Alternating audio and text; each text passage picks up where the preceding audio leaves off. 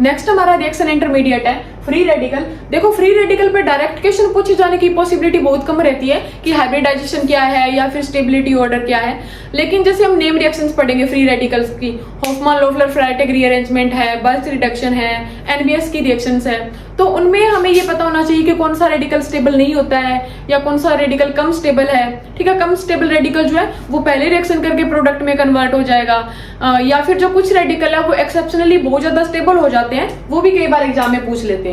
ठीक है, तो देखो रेडिकल होता क्या है एक्चुअली, कार्बन के साथ जो ग्रुप लगा हुआ है, ठीक है, कार्बन के साथ ग्रुप ने एक बॉन्ड बना रखा है, हमें पता है बॉन्ड में 2 इलेक्ट्रॉन होते हैं। ठीक है, इस बॉन्ड का अगर होमोलिटिक क्लीवेज हो जाए, होमोलिटिक क्लीवेज का क्या मतलब होता है, बॉन्ड के दोनों इलेक्ट्रॉन में से एक कार्बन के पास आ जाए, एक इस ग्रुप के पास, तो जो हमें स्पीसीज मिलती है उसको हम बोलते हैं रेडिकल। ठीक है, ये ग्रुप भी रेडिकल में कन्वर्ट हो जाएगा। ठीक है, ये जो रेडिकल है इसमें एक ओड इलेक्ट्रॉन हो गया क्या, ठीक है, तो ये हो गया ओड इलेक्ट्रॉनिक स्पीसीज। और अगर ओड इलेक्ट्रॉनिक स्पीसीज है, इसके साथ यहाँ पे पेयरिंग करने के लिए कोई दूसरा इलेक्ट्रॉन नहीं है, तो ये क्या होते हैं, बहुत ही कम स्टेबल होते हैं। ठीक है, इनकी स्टेबिलिटी क्या होती है, बहुत ही कम। ठीक है, ये स्टेबिलिटी गेन करने के लिए क्या करेंगे, या तो ये कोई रिएक्शन में पार्टिसिपेट कर लेंगे अगर पॉसिबल है तो, वरना ये क्या करेंगे, अपने ही जैसे दूसरे मॉलिक्यूल के साथ मिलकर क्या बना लेंगे, डाइमर। ठीक है, तो स्टेबिलिटी के लिए क्या करेंगे, अंडरगोज डाइमराइजेशन। ठीक है, डाइमर बना लेंगे और फ्री फॉर्म में एग्जिस्ट नहीं करेंगे, मतलब रेडिकल जो है वो बहुत ही कम स्टेबल है, फ्री फॉर्म में नहीं एग्जिस्ट करते। ठीक है, अब देखो अगर इसके हाइब्रिडाइजेशन की बात करें, जैसे सबसे सिंपल यही लेते हैं मिथाइल रेडिकल। ठीक है, ये लिया है मैंने, ये रेडिकल। अगर इसके हाइब्रिडाइजेशन की बात करें तो हाइब्रिडाइजेशन हो जाता है इसका sp2। ठीक है, यहाँ पे 3 बॉन्ड है। ठीक है, 3 बॉन्ड है तो 3 ऑर्बिटल ने पार्टिसिपेट किया हाइब्रिडाइजेशन में, एक s orbital 2 p orbital, hybridization क्या हो गया, sp2। इसका मतलब रेडिकल जो है वो अनहाइब्रिड ऑर्बिटल में रहता है, हाइब्रिडाइजेशन में पार्टिसिपेट नहीं करेगा। ठीक है, अगर इस टाइप से एलाइलिक रेडिकल हो तो, ठीक है, ये क्या है, एलाइलिक रेडिकल। यहाँ पे देखो क्या हो जाएगा, ये रेडिकल रेजोनेंस में पार्टिसिपेट कर रहा है। ठीक है, रेजोनेंस में पार्टिसिपेट करेगा तो क्या हो जाएगा, यहाँ पे बॉन्ड आ जाएगा और यहाँ पे रेडिकल आ जाएगा। लेकिन ये तो हाइब्रिडाइजेशन में पहले ही पार्टिसिपेट नहीं करा था, अगर ये यहाँ से रेजोनेंस में इन्वॉल्व होकर कहीं और भी चला जाए तो भी क्या फर्क पड़ता है, हाइब्रिडाइजेशन तो sp2 ही रहेगा। ठीक है, हाइब्रिडाइजेशन क्या रहेगा, sp2। अगर बेंजाइलिक रेडिकल हो तो भी हाइब्रिडाइजेशन sp2 रहेगा, और स्ट्रक्चर कैसी हो जाएगी, ट्राइगोनल प्लेनर। इन सभी के स्ट्रक्चर क्या है, ट्राइगोनल प्लेनर। ठीक है, देखो अब एक एग्जांपल होता है CF3। इसका अगर हमें कोई हाइब्रिडाइजेशन पूछे तो, ये CF3 रेडिकल है। ठीक है, CH3 को देख के लगता है इसका हाइब्रिडाइजेशन भी क्या हो जाएगा, sp2। ठीक है, हाइब्रिडाइजेशन क्या होना चाहिए, sp2। लेकिन एक रूल होता है, हम हाइब्रिडाइजेशन में पढ़ते हैं बेंट रूल। ठीक है, बेंट रूल क्या कहता है कि कोई भी एटम जिसकी इलेक्ट्रॉन नेगेटिविटी बहुत ज्यादा होती है वो उस हाइब्रिड ऑर्बिटल को प्रीफर करेंगे जिसमें परसेंट s कैरेक्टर कम होते हैं। ठीक है, तो बेंट रूल का स्टेटमेंट क्या है, more electronegative atom prefer hybrid orbital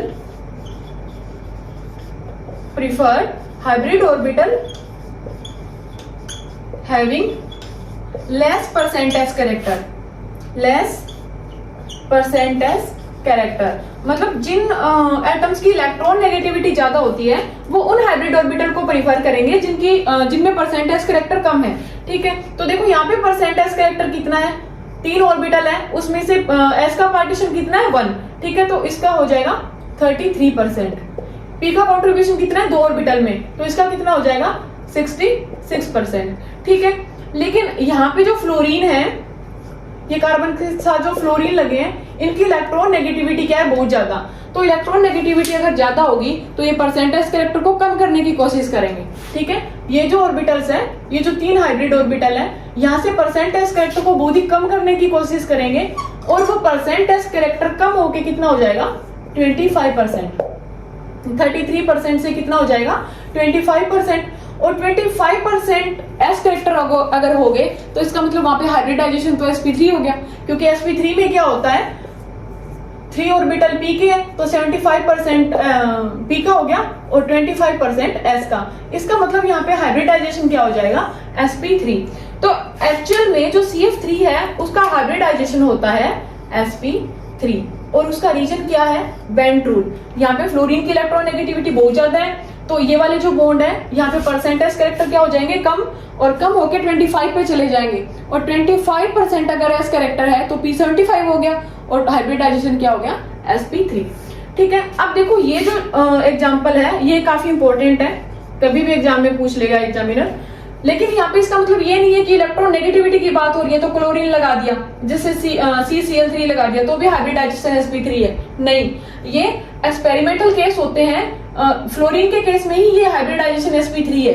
ठीक है, हमें ये याद रखना पड़ता है कि CF3 के केस में ऐसा होता है। अब ऐसे नहीं Cl3 लगा दिया तो भी हाइब्रिडाइजेशन sp3 है, नहीं, सिर्फ यही एग्जाम्पल है इसका। ठीक है, अब हाइब्रिडाइजेशन हो गया। नेक्स्ट देखो स्टेबिलिटी। फ्री रेडिकल की स्टेबिलिटी हम कैसे एक्सप्लेन करते हैं,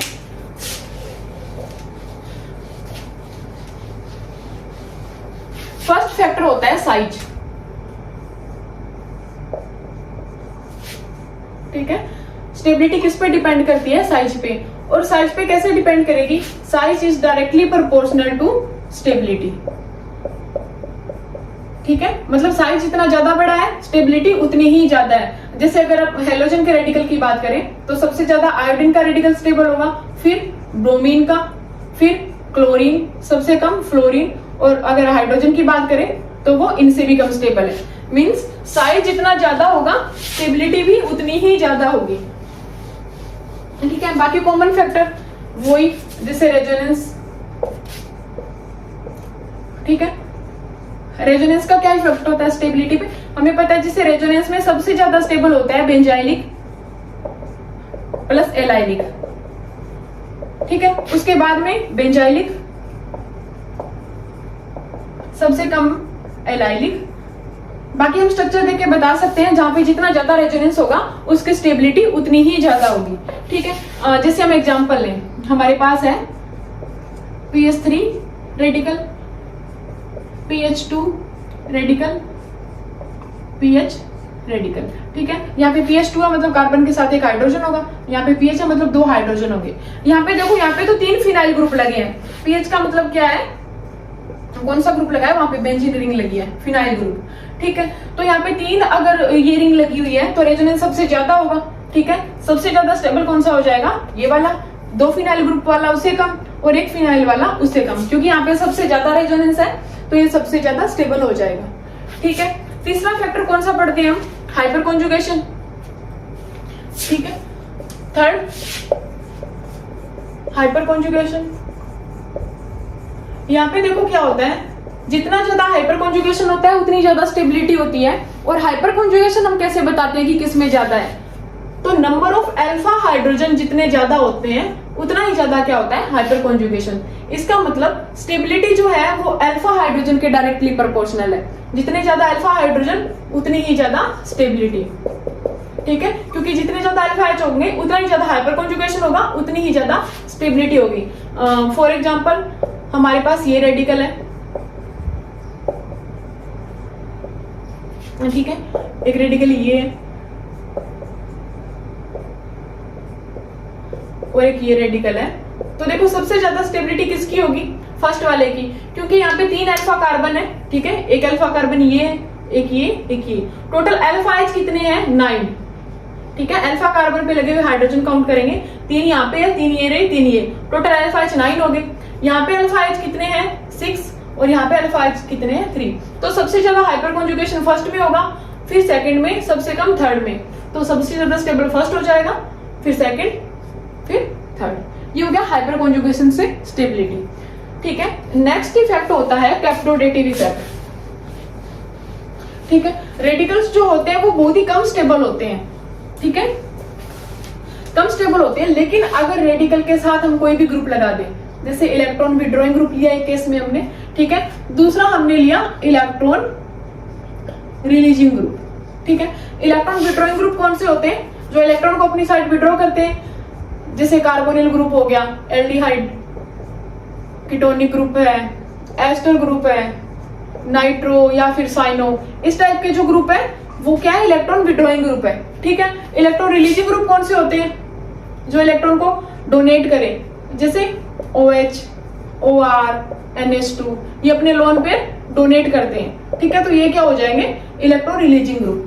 अब देखो रेडिकल के केस में क्या होगा, दोनों ही ग्रुप, चाहे इलेक्ट्रॉन विड्रॉइंग हो चाहे इलेक्ट्रॉन रिलीजिंग, क्या करेंगे, रेडिकल की स्टेबिलिटी को इंक्रीज कर देंगे। ठीक है, both electron withdrawing group as well as electron releasing group increase the stability of radical, increase the stability of radical। ठीक है, इलेक्ट्रॉन विड्रॉइंग ग्रुप क्या होता है, जो इलेक्ट्रॉन को अपनी साइड विड्रॉ करें, और इलेक्ट्रॉन विड्रॉइंग ग्रुप किसकी स्टेबिलिटी को इंक्रीज करते हैं, कार्बेनाइन की नेगेटिव चार्ज की स्टेबिलिटी को। इलेक्ट्रॉन रिलीजिंग ग्रुप कार्बोकेटाइन की स्टेबिलिटी को इंक्रीज करते हैं क्योंकि इलेक्ट्रॉन डोनेट करते हैं। लेकिन रेडिकल के केस में क्या होता है, इलेक्ट्रॉन विड्रॉइंग ग्रुप हो चाहे इलेक्ट्रॉन रिलीजिंग ग्रुप, ये दोनों ही रेडिकल की स्टेबिलिटी को बढ़ा देते हैं, और इस इफेक्ट को बोलते हैं कैप्टोडेटिव इफेक्ट। ये क्या कहलाता है, कैप्टोडेटिव इफेक्ट। ठीक है, मींस रेडिकल के साथ अगर कोई भी ग्रुप लगा है तो आपको ये नहीं चेक करना कि वो रिलीजिंग ग्रुप है या विड्रॉइंग, वो रेडिकल की स्टेबिलिटी को इंक्रीज कर रहा होगा। ठीक है, अब देखो रेडिकल्स जो वो बहुत ही कम स्टेबल है, ये हमें पता है कि वो मोनोमेरिक फॉर्म में एग्जिस्ट ही नहीं करता, लेकिन कुछ रेडिकल ऐसे होते हैं जो एक्सेप्शनली बहुत ज्यादा स्टेबल हो जाते हैं, और वो इंपॉर्टेंट रेडिकल है। जैसे फर्स्ट होता है ट्राइटिल रेडिकल। ठीक है, फर्स्ट कौन सा है, ट्राइटिल रेडिकल।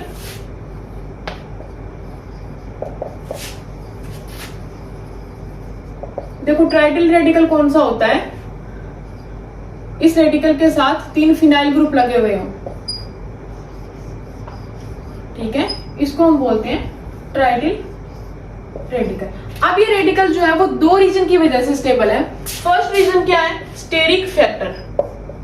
ठीक है, स्टेरिक फैक्टर, और स्टेरिक फैक्टर का यहाँ पे क्या रोल है, देखो ये जो रेडिकल है यहाँ पे क्राउडिंग बहुत ही ज्यादा है, मतलब एक कार्बन पे बहुत बड़े बड़े 3 फिनाइल ग्रुप लगे हुए हैं, तो यहाँ पे बहुत ही ज्यादा हिंड्रेंस हो जाएगी। अब ये डाइमर बनाने के लिए अगर ऐसे ही किसी ग्रुप के पास जाएगा तो इसके पास जगह ही नहीं है यहाँ पे बॉन्ड बनाने की, क्योंकि इस पे बहुत ज्यादा क्राउडिंग है, कोई है ही नहीं जो इसके साथ आके बॉन्ड बना ले। ठीक है, मतलब ये डाइमर नहीं बना सकता। रीजन क्या है, स्टेरिक फैक्टर, तो ये मोनोमेरिक फॉर्म में स्टेबल रहेगा। दूसरा, यहाँ पे रेजोनेंस बहुत ज्यादा है, ये 3 फिनाइल रिंग के साथ रेजोनेंस में है, तो क्या हो जाएगा, इसकी स्टेबिलिटी इंक्रीज हो जाएगी। ठीक है, तो इसकी स्टेबिलिटी के 2 रीजन हो गए, फर्स्ट स्टेरिक फैक्टर, दूसरा रेजोनेंस।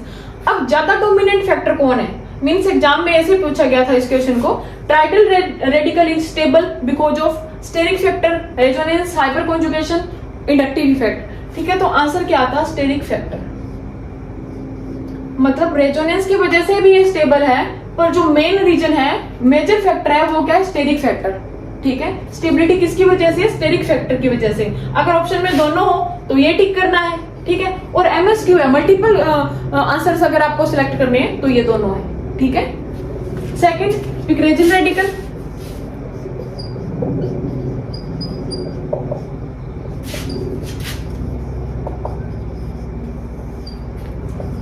पिक्रेजिन रेडिकल देखो क्या होता है, इस टाइप से बेंजीन रिंग होती है, यहाँ पे NO2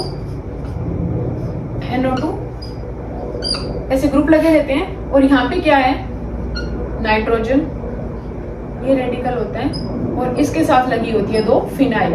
यहाँ पे भी काफी ज्यादा हिंड्रेंस है, ये भी क्या हो जाएगा, स्टेबल रेडिकल, मींस एक्जिस्टेज मोनोमर, ये भी काफी स्टेबल है, डाइमराइजेशन में इन्वॉल्व नहीं होता, एक्जिस्टेज मोनोमर।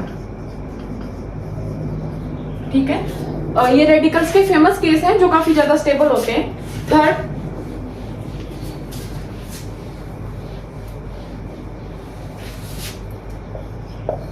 थर्ड देखो, इस टाइप से कोई फिनोक्सिल रेडिकल होता है, ये फिनोक्सिल रेडिकल हो गया।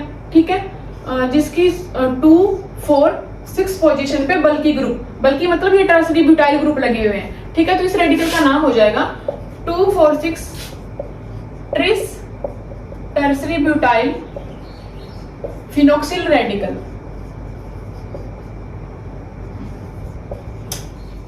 ये भी क्या होता है रेडिकल, काफी स्टेबल है, मोनोमेरिक फॉर्म में एग्जिस्ट करता है।